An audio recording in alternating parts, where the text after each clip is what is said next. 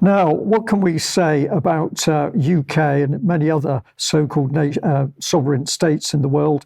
It's very hard to imagine that the UK government is running the country, or indeed the national governments of many other European countries, because we have so many think tanks operating in the background.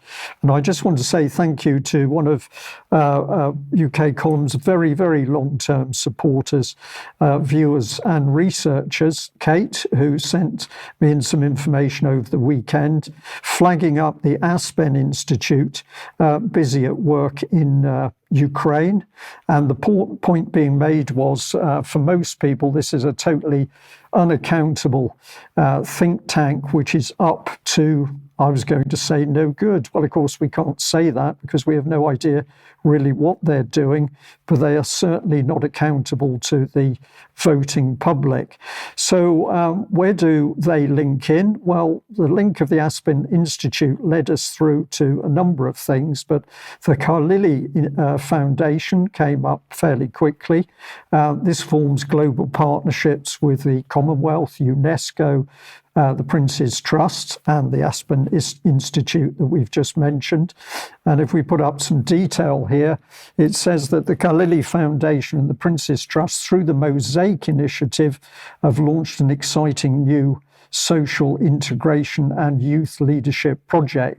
Youth and the subject of youth and using youth is a very common thing for these think tanks.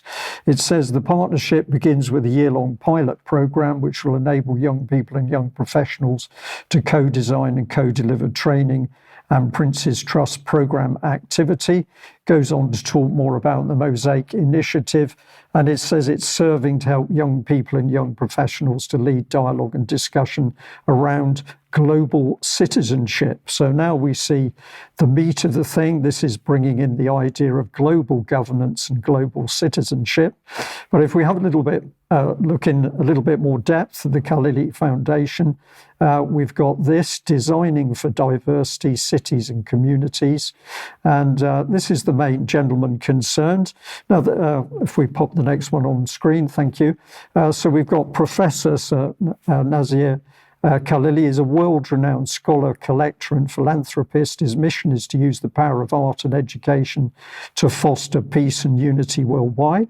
This is all very well, but I personally don't really understand his values or what he's trying to do.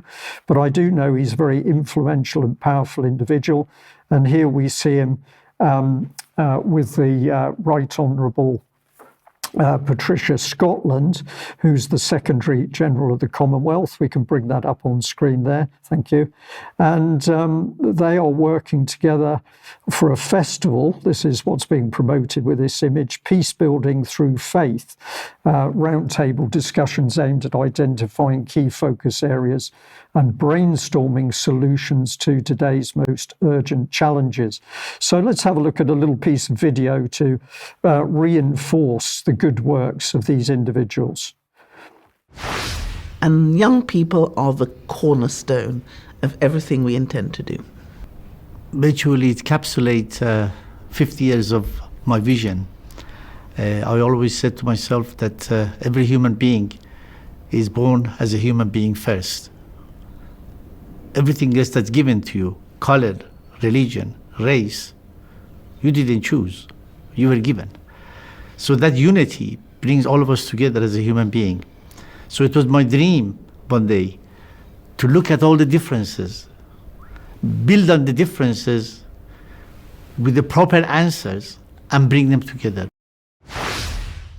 So the point that I'm making is that this gentleman's dream is the power that's coming into the Commonwealth to interface with all of the children within the Commonwealth worldwide, and its proper solutions. But what are those solutions, and does the voting public know? And of course we don't. So it's the power of these organisations behind the scenes. We don't really know what they're up to, but we just get glimpses. Let's choose another one, the Franco-British Council. We've mentioned them before because they were working with the British government in order to introduce applied political psychology. And that was a very big programme. But again, we see that they're after local leaders, and they're particularly targeting young people and bringing them through a training process which is going to align them with both French and British policy. But if we get into the Franco-British Council, I was alerted to the fact that at the end of last year, towards the end of last year, they had another defence conference, and decisions were being made here, and discussions were taking place which the British public was simply not privy to, not least because they were holding the meetings under the Chatham House rules. So here's some of the rules on screen. But of course, many glasses of wine or champagne being drunk to help the deliberations. And we can also see the support of major companies. We've got the Ministry of Defence there, but we've got MBDA Missile Systems and Airbus, as well as the French military. And if we move on one, of course, we've got our very own Grant Shapps, who was there. But remember that the discussions, apart from the main headlines, were being held under Chatham House rules and not privy for the British public. Here's Lord Peter Ricketts, who's actually the chair of the organisation. And if we have a look at him, we can see that he was the UK's first National Security Advisor, 2010-2012. We're not too sure exactly what he was doing in these meetings, but this is the whole point: who is making policy. We'll just leave you with the last comment on the Chatham House rules, because it says here that local leaders are expected to abide by it, and strict implementation of the rule is crucial to its effectiveness. And lastly, you should be respectful to guests and speakers and mindful of the fact that they've agreed to give their time. So at that point, I think we've just about covered it, but essentially we're saying, what is it that's enabling these organisations to dictate policy both to the UK's national government but also to the French? And when Macron suggested French troops on the ground in Ukraine, was that as a result of a pre-agreement with the British through the Franco-British Council? Alex, I've thrown a lot of questions into that little segment, but I think there's a lot of things we need to